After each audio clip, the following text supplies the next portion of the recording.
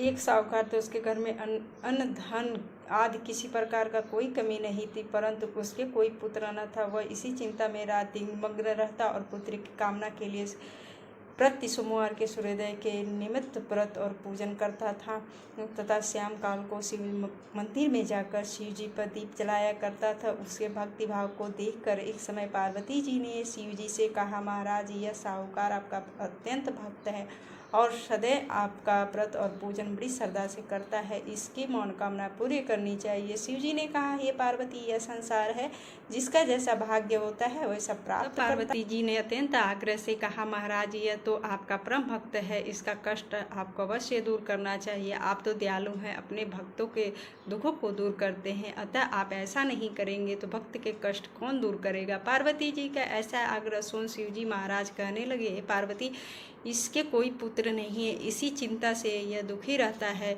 इसके भाग्य में पुत्र न होने पर भी मैं इसको पुत्र की प्राप्ति का वर देता हूँ, परंतु वह पुत्र केवल 12 वर्ष तक जीवित रहेगा, इसके पश्चात वो मृत्यु को प्राप्त हो जाएगा। यह सब बातें वह साहूकार सुन रहा था, इससे उनको न कुछ प्रसन्नता हुई और न ही कुछ कष्ट हुआ।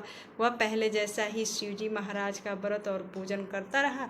कुछ काल व्यतीत हो जाने पर साहूकार की स्त्री गर्भवती हुई और 10वें महीने उसके गर्भ से अति सुंदर पुत्र की प्राप्ति हुई। साहूकार के घर में बहुत खुशी मनाई गई, परंतु साहूकार ने उसकी केवल 12 वर्ष की आयु जानकर कोई अधिक प्रसन्नता प्रकट नहीं किया और न ही किसी को यह भेद बतलाया।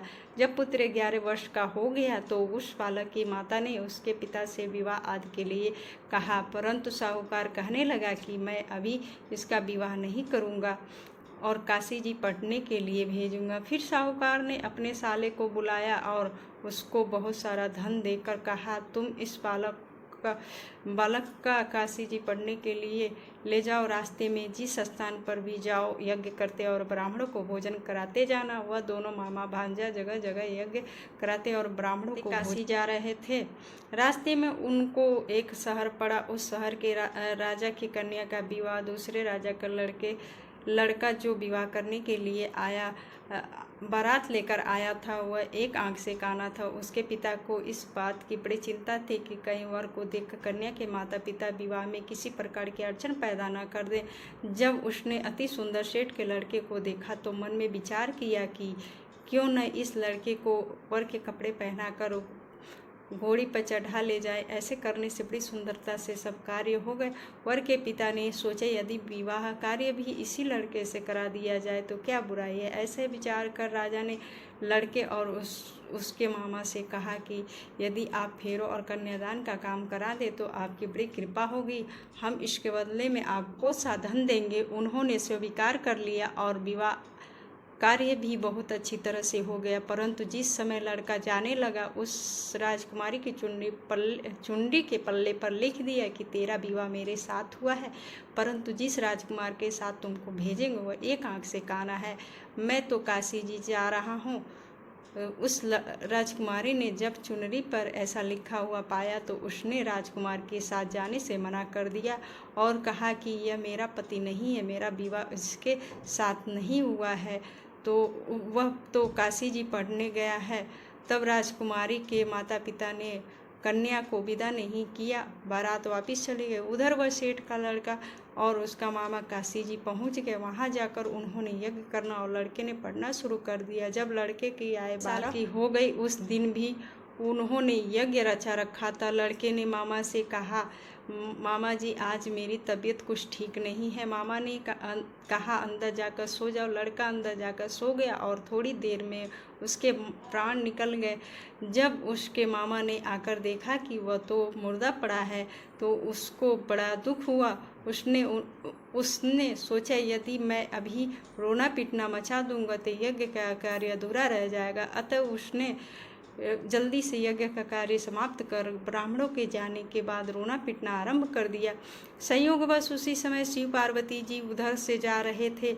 तब उन्होंने जोर जोर से रोने पीटने की आवाज़ सुनी तो पार्वती जी कहने लगी, महाराज, कोई दुखिया रो रहा है, इसके कष्ट दूर करो। तब शिव जी बोले कि इसकी आयु इतनी ही थी, सो भोग चुका। पार्वती जी ने कहा, महाराज, कृपा करके इस बालक को और आय दो, नहीं तो इसके माता पिता तड़प तड़प कर मर जाएंगे।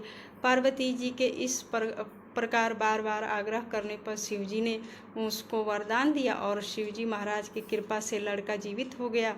पढ़ाई पूरी हो जाने पर और उसका मामा उसी प्रकार यज्ञ करते हुए अपने घर की ओर चल पड़ा। रास्ते में उसी शहर में आए जहाँ वह विवाह हुआ था। वहाँ पर आकर उन्होंने यज्ञ आरंभ कर दिया। लड़के के ससुर ने उसे पहचान लिया, अपने महल में ले जाकर बड़ी खातिर की, साथ ही बहुत सा और दान दहेज और दास दासियों के सहित आदर पूर्वक लड़की और जमाई को विदा किया। जब वह अपने शहर के निकट आया तो मामा ने कहा कि मैं पहले तुम्हारे घर जाकर सबकी खबर कर आता हूँ। उस माता पिता अपने घर की छत पर बैठे हुए थे। उन्होंने यह प्रण कर रखा था कि यदि हमारा पुत्र सकुशल घर वापस आ जाएगा तो राजी खुशी नीचे उतर कर आ जाएंगे, नहीं तो छत से गिरकर अपने प्राण दे देंगे। इतने में लड़के के मामा ने आकर यह समाचार दिया कि आपका पुत्र आ गया है, परंतु उनको विश्वास नहीं आया। तब उसके मामा ने शपथपूर्वक कहा कि आपका पुत्र अपनी स्त्री के साथ बहुत सारा धन लेकर आया हुआ है। तो सेठ ने आनंद के साथ उसका स्वागत किया और वे सभी बड़ी प्रसन्नता के साथ रहने लगे। अतः जो कोई व्यक्ति सोमवार का व्रत रखकर इस कथा को पढ़ता सुनता है, उसके भी सब दुख दूर होकर उसकी समस्त मनोवांछित कामना पूरी होती है। ओम हर हर महादेव। वीडियो अच्छी लगी हो तो लाइक कमेंट वीडियो को शेयर कर दीजिएगा, चैनल को सब्सक्राइब करिएगा। हर हर महादेव।